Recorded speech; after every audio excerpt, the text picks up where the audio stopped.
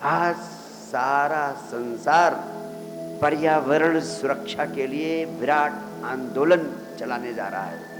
पर्यावरण दिवस मनाने का एक ही अर्थ है, सारी दुनिया के लोगों को यह संदेश देना कि अब प्रकृति को नष्ट करना बंद करो।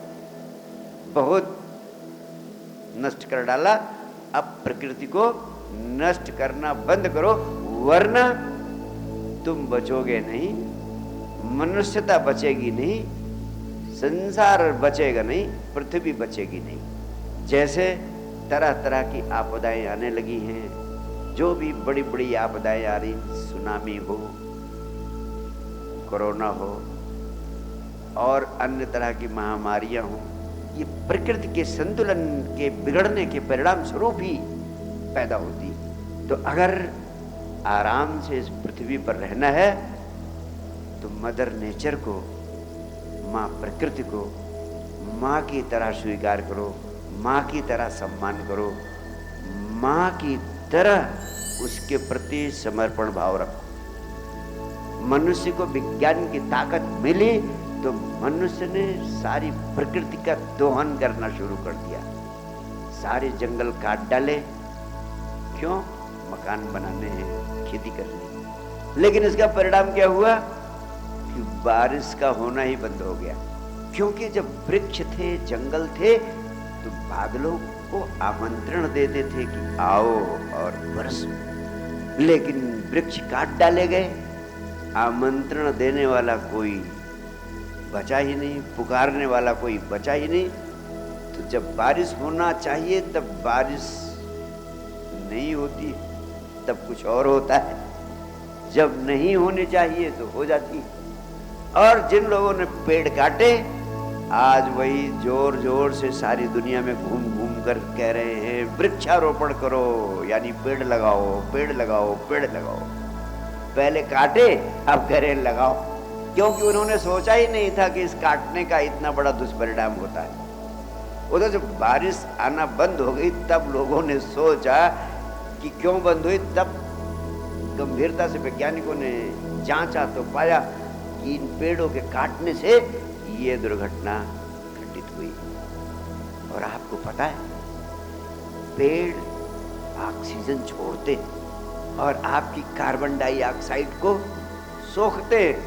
यानी अगर पेड़ ऑक्सीजन ना दे तो आपके फेफड़ों में ऑक्सीजन नहीं पहुंचेगी, आपके शरीर के खून में ऑक्सीजन समाप्त हो जाएगा और आपका जीवन असंभव हो जाएगा।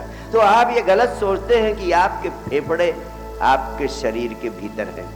वास्तव में आपके आधे फेफड़े इन पेड़ों पर टंगे हुए हैं और आधे फेफड़े आपके शरीर में हैं। तो जब भी आपको प्रकृति की, पेड़ों की याद आए तो ये मत समझना कि ये पेड़ है, ये समझना आपके फेफड़े हैं। और आपके फेफड़ों ने ऑक्सीजन नहीं दिया तो आपके दिल का धड़कना बंद हो जाएगा, आपकी हार्ट बीट बंद हो जाएगी और आप जहाँ हैं वहीं समाप्त हो जाएंगे। आप सोचे, पेड़ को काटना, स्वयं को समाप्त करना। इसलिए आज मैं आप सबसे कहना चाहता हूँ कि आज सारी दुनिया में इस संदेश को पहुँचाने की ज़रूरत है। पर्यावरण हमारी जिंदगी को सुरक्षित रखने के लिए अनिवार्य है और यदि इस पर ध्यान न दिया गया तो हमारा जीवन तरह तरह से कष्ट में हो जाएगा।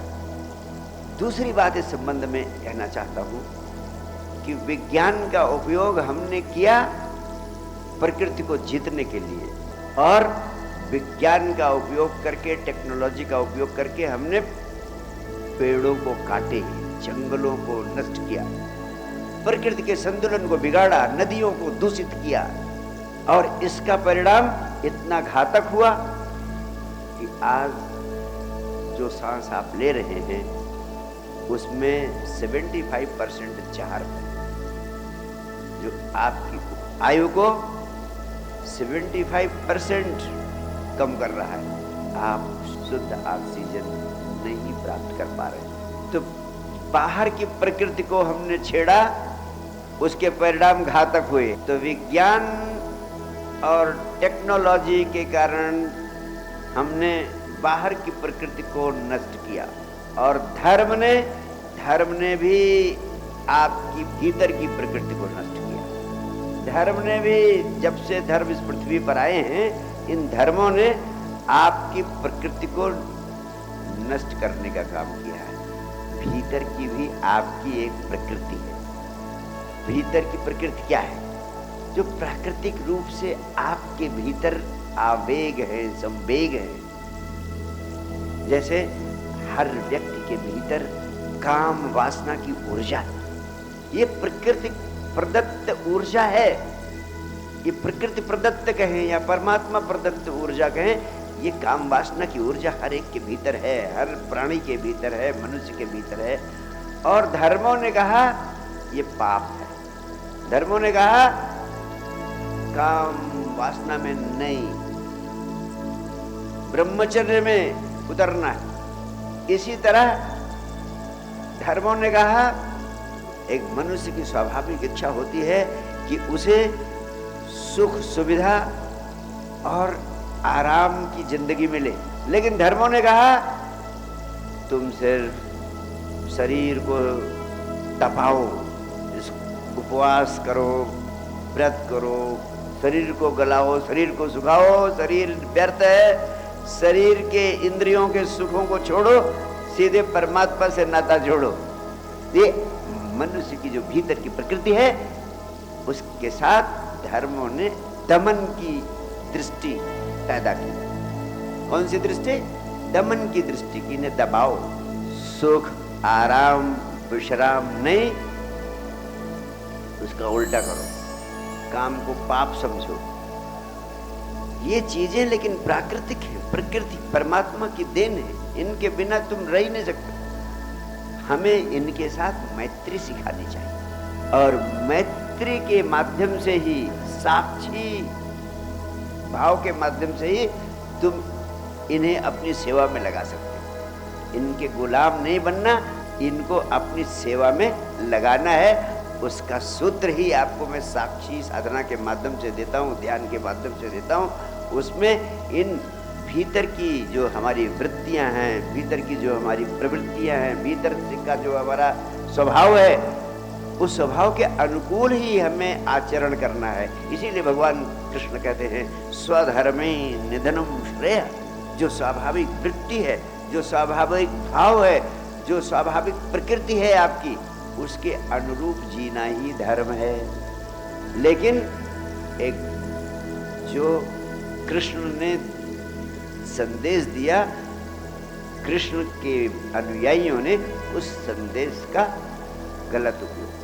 तो धर्म ने भी आपके भीतर की प्रकृति के पर दमनकारी दृष्टि अपनाई, जिसके कारण भीतर से आपकी प्रकृति नष्ट हुई, आपकी प्रकृति विकृत हुई, और तरह तरह के विकार मनुष्य के भीतर आए। अब पृथ्वी पर नई धार्मिकता की, नई समझ की आवश्यकता है। धर्म ने, विज्ञान और टेक्नोलॉजी ने गड़बड़ किया, उसके कारण इतना सारा नरक पैदा हो गया है, जिससे मुक्त होने के लिए पर्यावरण दिवस मनाया जा रहा है। तो आपकी भीतरी प्रकृति के साथ जो दमन की दृष्टि अपनाई गई, उसने भी आपके जीवन को बर्बाद किया। उसके दो परिणाम हुए। पहला, जब आप अपनी भीतरी प्रकृति के विरुद्ध जाएंगे, तो एक तो अगर आप वास्तव में वैसा करने लगेंगे जैसा कहा गया कि काम वासना का दमन करो, सुख और विश्राम और आराम का दमन करो, अगर कहा जाए कि धन और धन संपदा को छोड़ो, त्याग करो, कपड़े ना पहनो, तपस्या करो, तो आप अगर उसे उलझा दिए जाओगे, अगर आप वैसा करोगे तो आपके भीतर क्या आएगा? पागलपन पैदा होगा।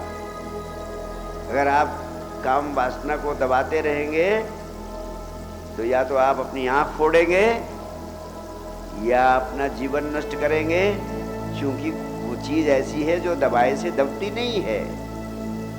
उसके साथ मैत्री भाव रखना पड़ता है। आप इन भीतर की प्रवृत्तियों के विरुद्ध जाएंगे तो पहली बात, या तो आपको पागलपन का शिकार होना पड़ेगा, वास्तव में विक्षिप्त हो जाएंगे, वास्तव में एबनॉर्मल हो जाएंगे अगर अपनी प्रकृति के विरुद्ध जिएंगे। तो लोगों ने क्या किया, प्रकृति के विरुद्ध तो कोई जिया नहीं। लोगों ने कहा कि खाली ऊपर ऊपर से कहते रहो कि भाई तुम काम वासना के चक्कर में नहीं पड़ते हो, तुम धन पद प्रतिष्ठा के चक्कर में नहीं पड़ते हो। तो लोगों ने इसको बाहर बाहर तो दिखाते रहे कि हम ऐसे नहीं हैं, और भीतर भीतर सब कुछ पिछले दरवाजे से करते रहे। उसका परिणाम क्या हुआ, पाखंड पैदा हुआ आदमी के जीवन में। इसलिए 99% आदमी या तो पाखंडी है और या तो जो स्ट्रिक्टली फॉलो कर रहे हैं वह विक्षिप्त है, पागल है, नॉर्मल है। तो धर्म ने भी आपकी प्रकृति के विरुद्ध दमन की दृष्टि अपनाकर बहुत बड़ा नुकसान किया है, बहुत बड़ी क्षति पहुंचाई है। अब समय आ गया है कि हमें अपनी प्रकृति के सहज धर्म को समझना और तदनुरूप आचरण करना है। और उसी प्रक्रिया के तहत मैंने कहा, अनावश्यक चीज़ों पर जोर नहीं देता हूँ, आप सिर्फ संजीवनी क्रिया का अभ्यास करें। और जो मैं सूत्र आपको देता हूँ, जैसे मैंने 3 महामंत्र दिए हैं, विचार शक्ति का विज्ञान, विचार शून्यता का विज्ञान, हर पल आनंदित रहने का विज्ञान, साइंस डिवाइन बेसिक कोर्स के इन 3 महामंत्रों को समझो, सुनो, उनको अपनी जिंदगी का अंग बन जाने दो। तुम पाओगे कि तुम अपने प्रकृति के अनुरूप जीवन जीने लगे हो। और ये सबसे बड़ा न्याय अपने स्वयं के साथ करोगे। तो पर्यावरण दिवस के अवसर पर मैं यही कहना चाहता हूँ, इस बाह्य प्रकृति के प्रति सर्व स्वीकार भाव, मैत्री का भाव, प्रेम का भाव, सम्मान का भाव रखो। और भीतर की अपनी प्रकृति के साथ भी मैत्री का भाव, सम्मान का भाव, आदर का भाव और स्वीकार का भाव रखो।